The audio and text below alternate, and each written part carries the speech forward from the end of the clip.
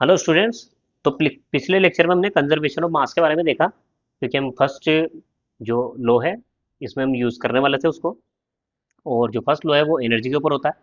तो हम इस वाले लेक्चर में देख रहे हैं कि एनर्जी का बैलेंस हम किस तरह से करेंगे। तो टॉपिक डालते हैं कंजर्वेशन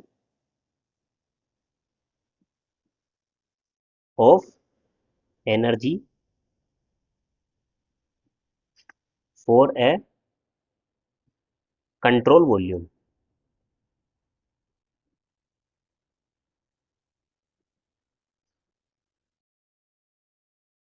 यानी अब हमें एनर्जी का बैलेंस करना है कंट्रोल वॉल्यूम के लिए।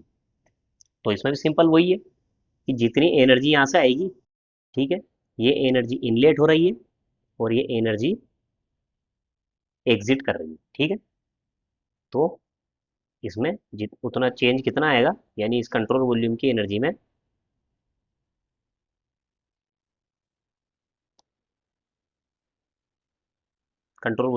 में चेंज कितना आएगा, वो आएगा energy inlet minus energy exit. वो होगा हमारे पास change in energy of control volume, ठीक है। हम इस तरह से देखते हैं, सिंपल सिंपल एक्सप्रेशन है। इसमें सेम उसी तरह से काम में लेना है कि जितना मास एंटर किया और जितना एग्जिट किया, तो दोनों के डिफरेंस के बराबर ही कंट्रोल वॉल्यूम में चेंज आएगा, ठीक है। तो इसको अब एक एग्जांपल लेते हैं, उससे समझते हैं। डायग्राम बनाते हैं, ठीक है। ये सिस्टम मान लीजिए, ये है ग्राउंड से कुछ हाइट पर है, ठीक है। तो इस साइड से तो कुछ इनलेट हो रहा है, ठीक है, फ्लूइड इनलेट हो रहा है मास एम आई इस रेट से।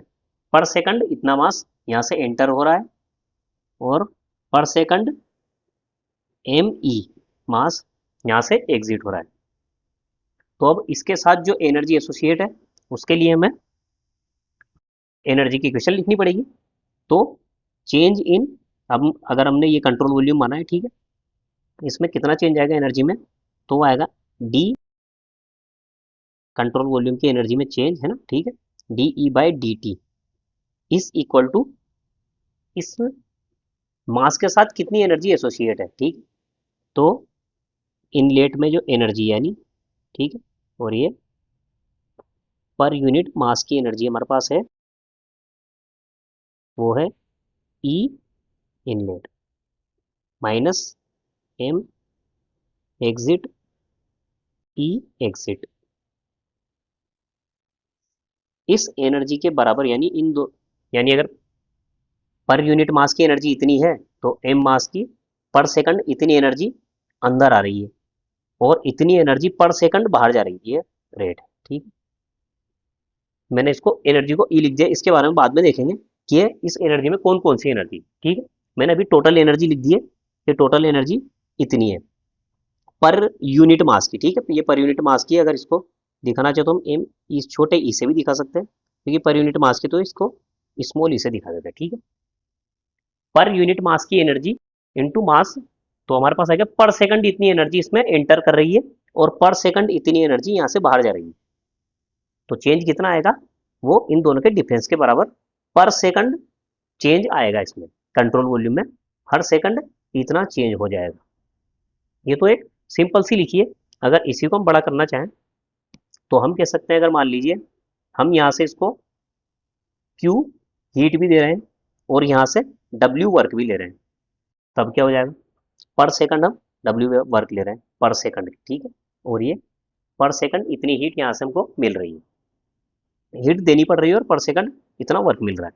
तो अगर हम एनर्जी इक्वेशन लिखें इसके लिए फर्स्ट लॉ की, तो हम कह सकते हैं कि जो हम हीट देते हैं वो क्या क्या काम आती है। एक तो इंटरनल एनर्जी में चेंज करने में, यानी टोटल सिस्टम की एनर्जी चेंज करने में, टोटल एनर्जी चेंज करने में, प्लस डब्ल्यू वर्क मिलने में।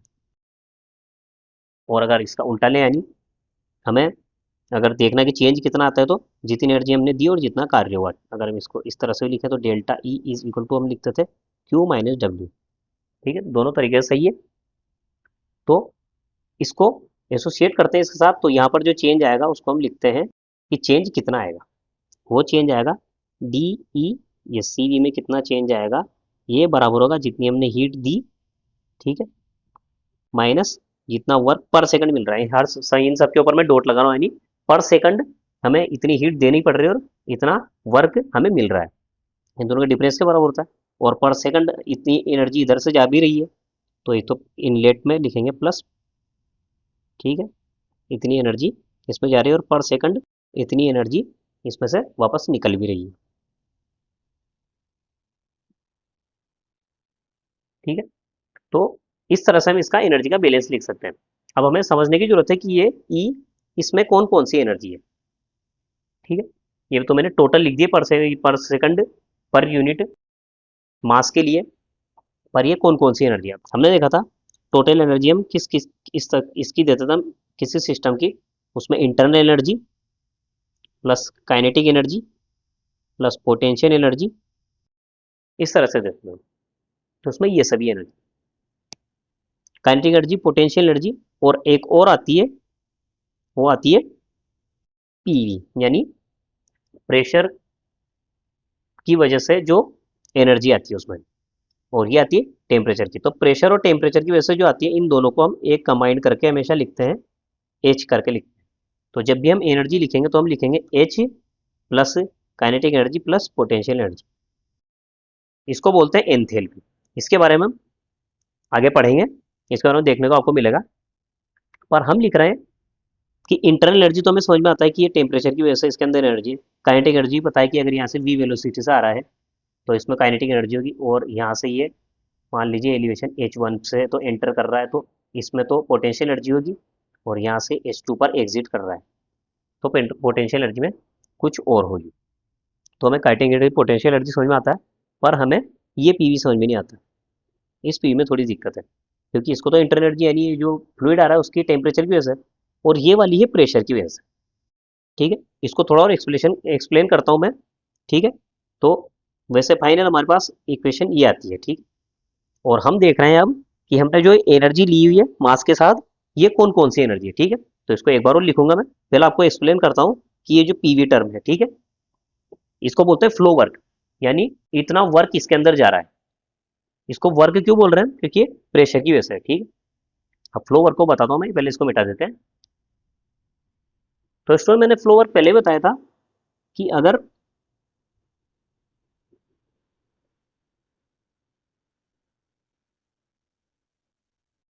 ओनली इस सेक्शन पर देख रहे हैं हम, मान लीजिए अंदर प्रेशर यहाँ पर पी है, प्रेशर पी है। अगर हमें कुछ वॉल्यूम है, यानी ये कुछ वॉल्यूम है या फिर कुछ मास मान लीजिए, ठीक है, ये है, यहाँ का एरिया ए है, यहाँ का एरिया मान लेता हूँ ये है ए। हमें इस मास को अंदर धकेलना है तो कितना वर्क करना पड़ेगा, ये होता है वर्क फ्लो, यानी कितना वर्क हम इनलेट दे रहे हैं। तो हमें इस वर्क को ही उसकी एनर्जी मानेंगे कि कितनी एनर्जी इनलेट हो रही है। अब वर्क कितना लगेगा इस वाले मास को अंदर पहुंचाने में, ठीक है।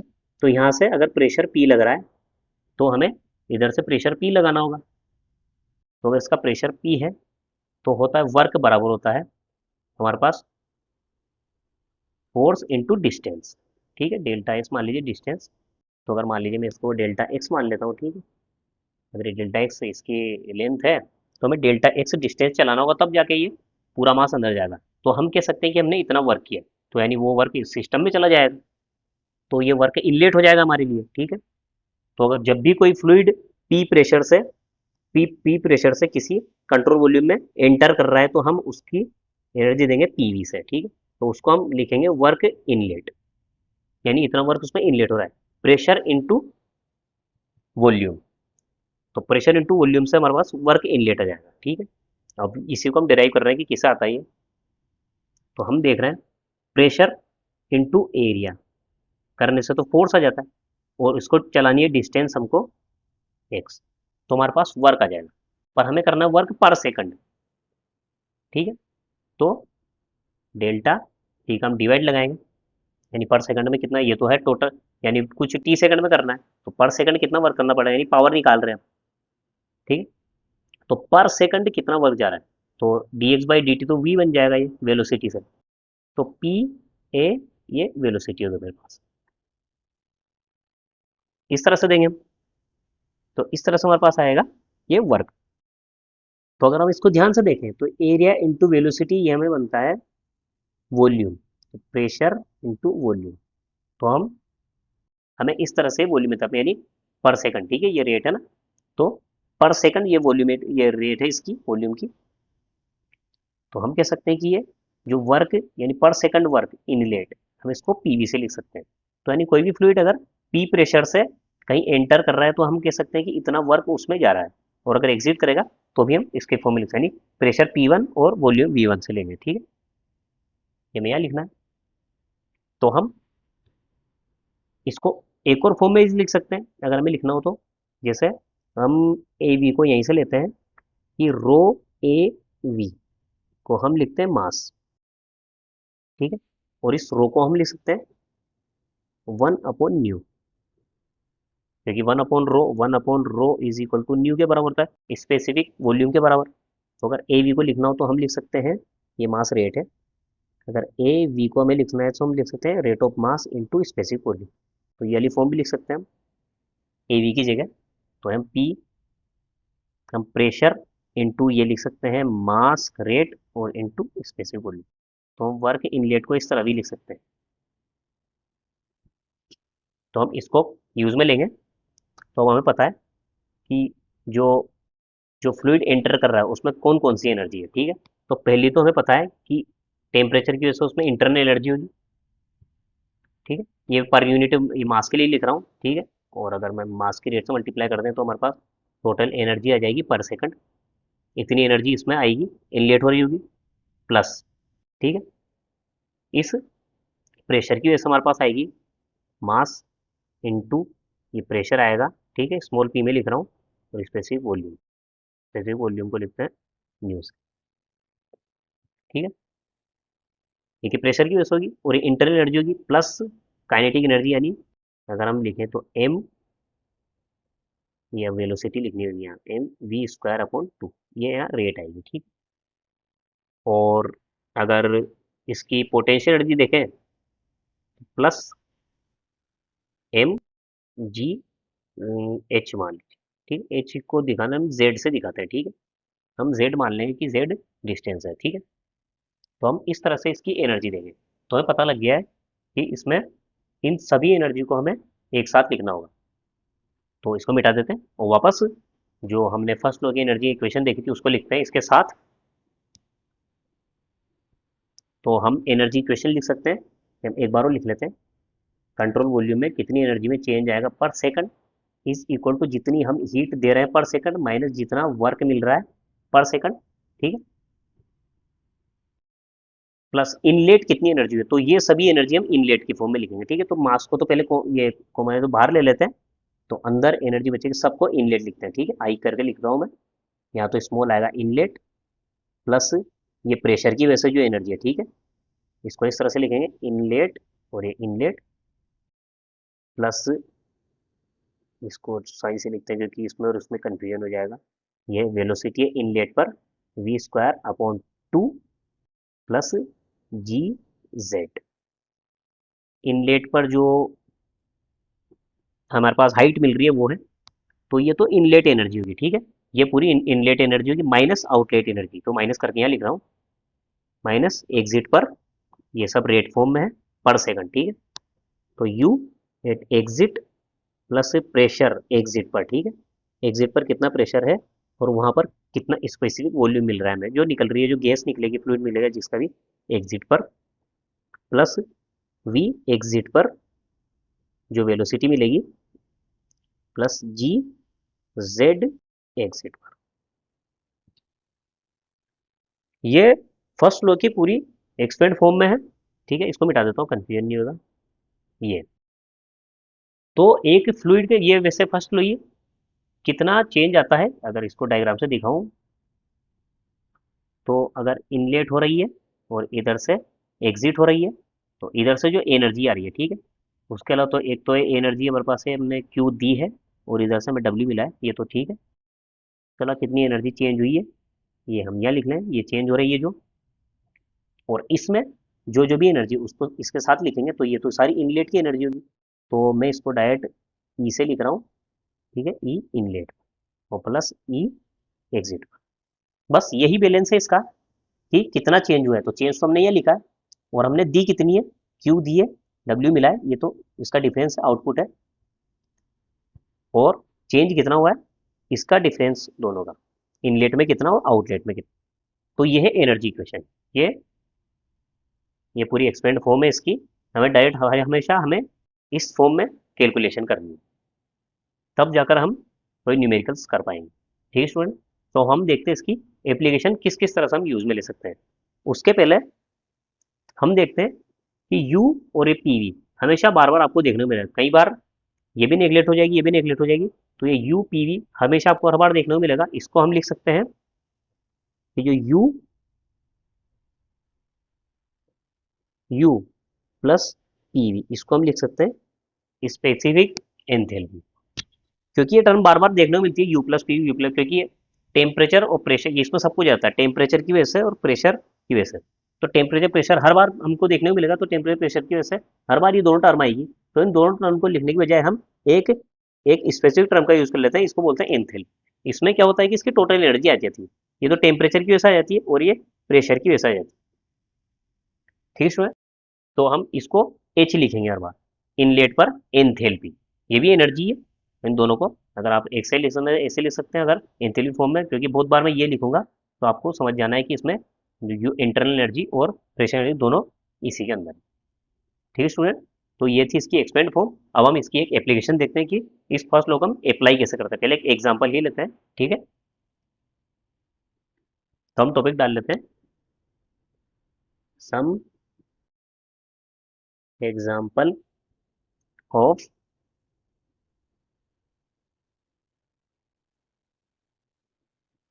First law application. तो सबसे पहला एग्जांपल लेते हैं, हमने देख लिए कि एनर्जी इक्वेशन को हम कैसे लिखेंगे।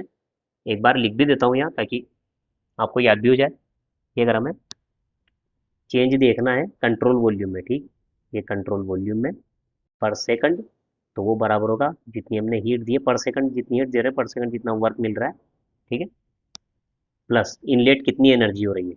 तो इनलेट को मैं लिख रहा हूँ एच, ठीक है, ये इनलेट लिख रहा हूँ मैं, इसको मास रेट से भी कर देते हैं, एच प्लस पोटेंशियल एनर्जी को तो हम काइनेटिक एनर्जी लिख लेते हैं पहले, V square inlet by two plus G Z inlet minus M, ये तो इनलेट पर था, और ये एग्जिट पर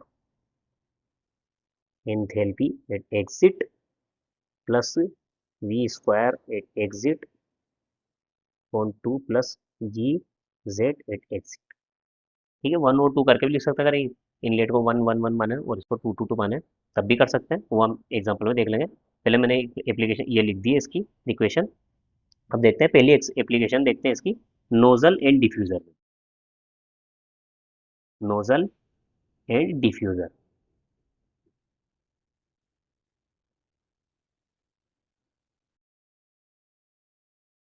अब ये क्या होता है, ये एक सिंपल सा डिवाइस होता है स्टूडेंट्स। इसमें क्या होता है कि पहले जो फ्लूइड आता है तो इस तरह की शेप में आता है, तो फिर उसके बाद ये इस तरह से निकल जाता है।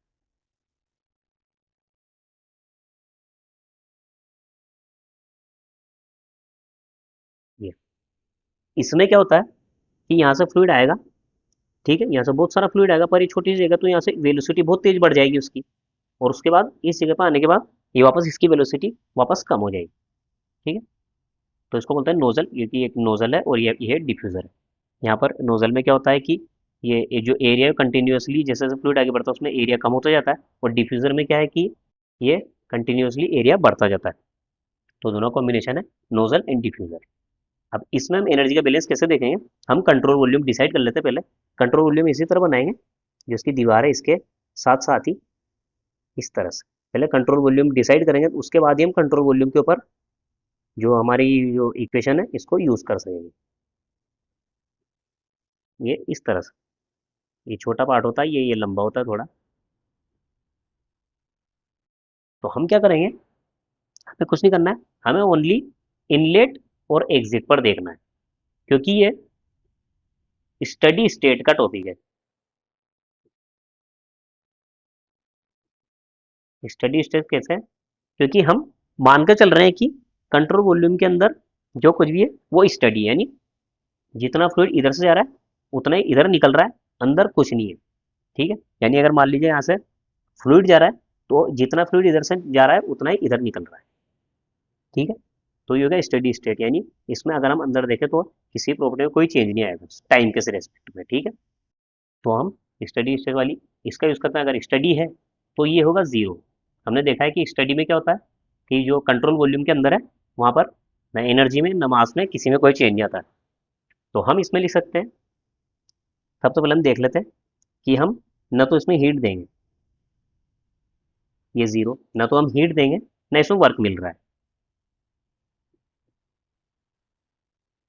ठीक है, हम बाहर से न तो हीट दे रहे हैं न वर्क मिल रहा है, तो ये दोनों टर्म भी ज़ीरो हो जाएगी। इसमें ओनली क्या क्या आएगा कि यहाँ से कुछ v1 वेलोसिटी से फ्लूइड जा रहा है और v2 वेलोसिटी से यहाँ से निकल रहा है। ये हम मान रहे हैं कि ग्राउंड से इन दोनों का एलिवेशन एक ही, यानी यहाँ से ये z1 भी सेम है और z2 भी सेम है, तो यहाँ से ये और ये वाली टर्म भी कैंसिल हो जाएगी। ओनली चेंज आ रहा है वेलोसिटी में, तो ये वाली टर्म रहेगी और ये वाली टर्म भी रहेगी। तो हमारे पास जो इक्वेशन रहेगी है उसमें न तो ये है, न क्यू है, न डब्ल्यू है, न ये है।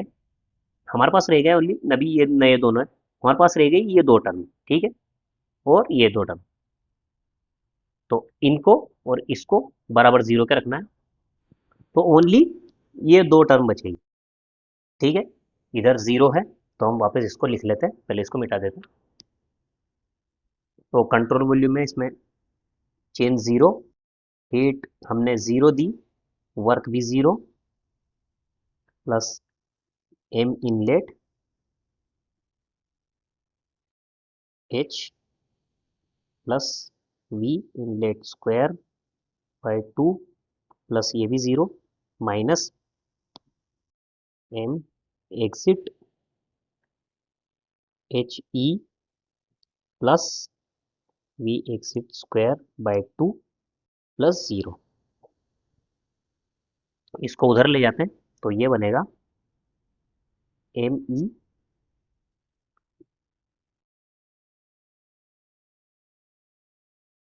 H E plus V E square by two is equal to M I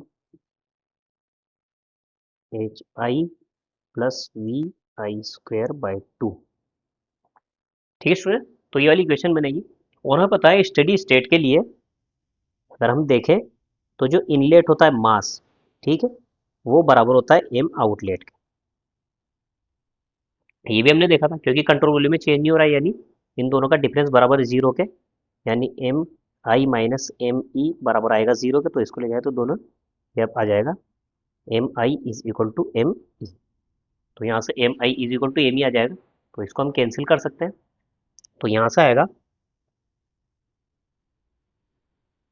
H E plus V exit square by two is equal to H I plus V I square by two. ठीक है, ये बनेगा। तो यहाँ से अगर आपको exit पर वेलोसिटी निकालनी हो तब बाकी सारी टर्म को हम इधर लाकर हम निकाल सकते हैं, और अगर हमें कितना चेंज आया इस एनर्जी में तो हम वो भी निकाल सकते हैं। तो इक्वेशन बनेगी, इसको सोल्व कर सकते हैं। ठीक है, इसको या सिंपल फॉर्म में लिखे तो हम H E minus H I is equal to V I square by two minus V square by two, इस तरह से भी इसको सोल्व कर सकते हैं। ठीक है इसमें, तो हमने ये नोजल डिफ्यूज़र के लिए हमने ये अप्लाई किया है। आगे आने वाले लेक्चर में हम और भी डिवाइसेस के ऊपर इसको अप्लाई करना सीखेंगे, और इसमें कौन कौन सी टर्म नेग्लेक्ट कर सकते हैं हम और कौन कौन सी हमें रखनी होगी इसके बारे में भी देखेंगे। तो यहाँ इस लेक्चर में इतना ही, मिलते हैं अगले लेक्चर में, तब तक के लिए गुड बाय।